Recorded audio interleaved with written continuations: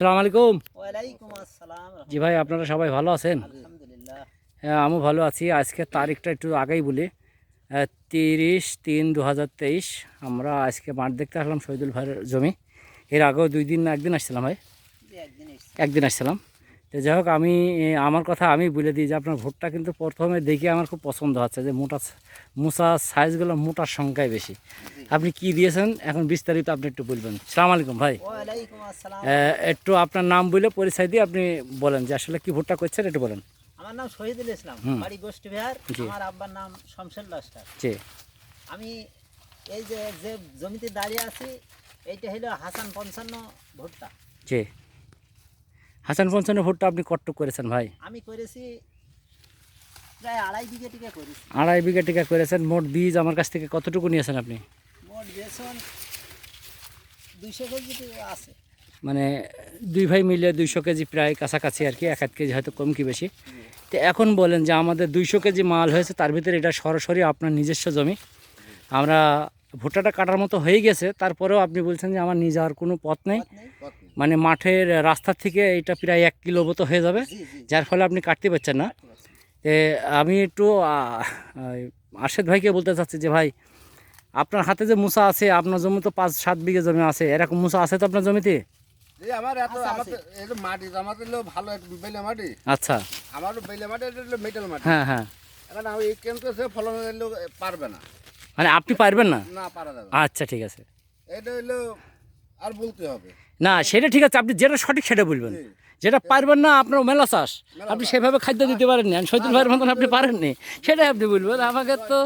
হ্যাঁ। আমার 8 বিঘা বই চাইলে ভুট্টা, কে? এখন 8 বিঘা বই দিলে একলা মানুষের পর চাষ তো করা যায় না। হ্যাঁ হ্যাঁ হ্যাঁ, একলা তো পাইরি দেওয়া যায় না, তাই না? হুম। ওই জন্য তো একার ফেলেও বাদ দেবো না। হ্যালো, যাই দেবো না ইনশাল্লাহ। ধন্যবাদ ভাই আরশাদ ভাইকে। আমি একটা জিনিস বলি, দেখেন যে আমরা এখন এই যে মাঠগুলো দেখছে, আমি সত্যিকারের যে মুসাগুলো নিচ্ছি, আমি একটা মুসার সাইজ যদি ধরি, তো 9 থেকে 10-11 ইঞ্চির বেশি আমি যেরকম হলো ভাইয়ের হাতে একটা আছে, এখন ভেঙে নিয়ে আসলো, আরশাদ ভাইয়ের হাতেও আছে। আমি সরাসরি মনে করেন যে এখন মুসার থেকে আমি যে জিনিসটা দেখতে পাচ্ছি 9 থেকে 10 ইঞ্চি। ভাই একটু ইঞ্চি মাপেন তো একটু, এই দুটোর থেকে। 10 ইঞ্চি হ্যাঁ হ্যাঁ, এইখান থেকে কিন্তু এখান থেকে মাপেন, এখান থেকে মাপেন। হাতও আছে 10 ইঞ্চি। হুম। জি এই জি। দেখেন, 10 ইঞ্চি। 10 ইঞ্চি হবে না? জি, 10 ইঞ্চি। তো এখন একটা জিনিস বলি যে আরে আপনার ওই হাতের একটু গুনে ফেলা যাবে ভাই? জি জি। আমি একটু ইয়েদের ভিতরে রাখছি। শহীদুল ভাই, জি, আপনার বাম হাতে না ডান হাতের মুসা গুনলেন আপনি? আমি বললাম বাম হাতের ডান। বাম হাতের ডাক গুনলেন, তা আড়ে কয়টা আছে জানো ভাই? 16 লাইন আছে। আড়ে 16 লাইন, আর হলো লম্বায় লম্বাই 40। 40। তাহলে আমরা অ্যাভারেজ যদি এখন দোকানে যাই হিসাব দিই, এরিয়াটা বেড়ে আসবে, তাই না ভাই? জি জি।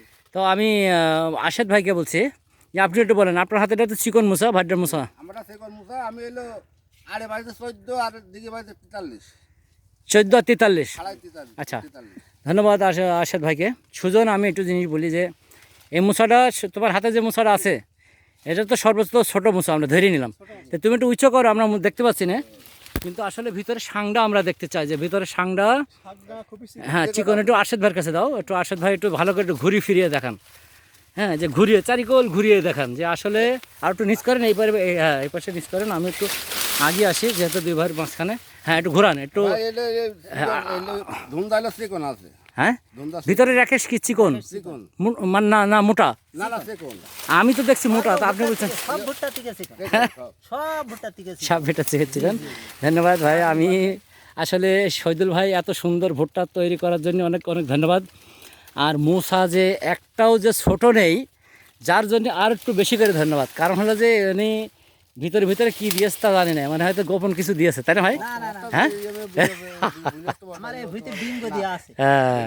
তো যাই হোক, আমি দেখছি যে মুসাতে আমরা বেশি সোলাইনি, অল্প কিছু সোলাইছি, যেগুলো না সোলাইছি প্রত্যেকটা ভিতরেও আমি দেখতে পাচ্ছি সব ওরকম। আর এই জমির পাতা ভাঙা নেই তো, যার ফলে ফলনটা এমনিতেই বেশি হবে। ধন্যবাদ। সালাম আলাইকুম। ওয়ালাইকুম আসসালাম।